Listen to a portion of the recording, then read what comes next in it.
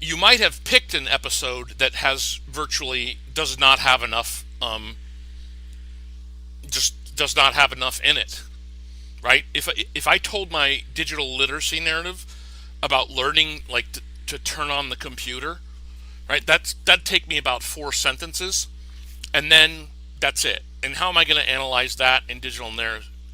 But if I talk about how the first time I built a website and all the different things I had to think about and I didn't know about and whatever, suddenly I'm having an actual experience, or I'm telling a story of an actual experience, and now I can actually see what how digital narrative connects to it, or digital literacy connects to it.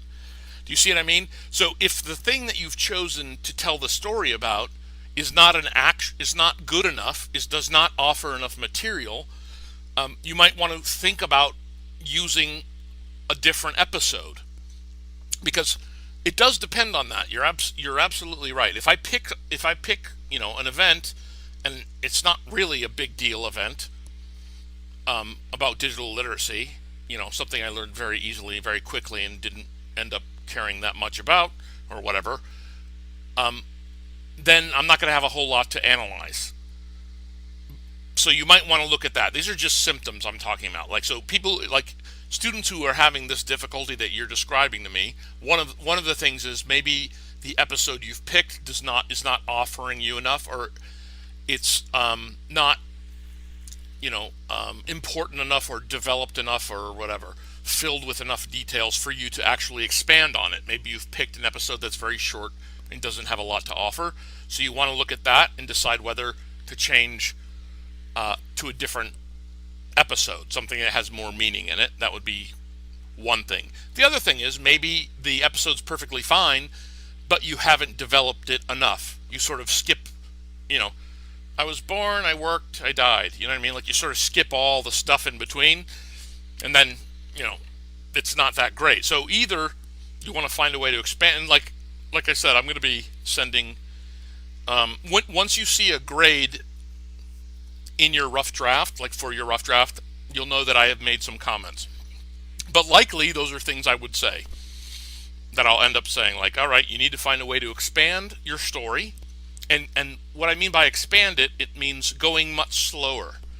You start at the very beginning, you take time to describe it, but since it's an episode, you're really trying to, focus in on a specific learning experience, I guess, right? So at the very beginning, what were you thinking? How did it feel? What were you hoping to be able to accomplish? Or why were you even bothering? Like, so why am I even trying to do Facebook? Like, what's the point of this? Like, I get to that point. Then I have the process of me going on to it. And I see this stuff and I'm not really sure, and then I see some people I know and it's kind of cool and whatever. Like, I'm taking the time to narrate sort of the step by step.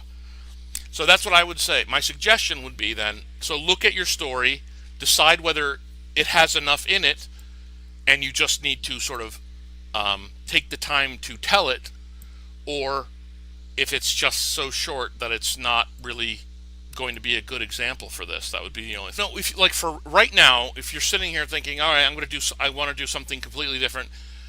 You do it differently from now on, right? Like, you don't have to redo any of the stuff that you've done.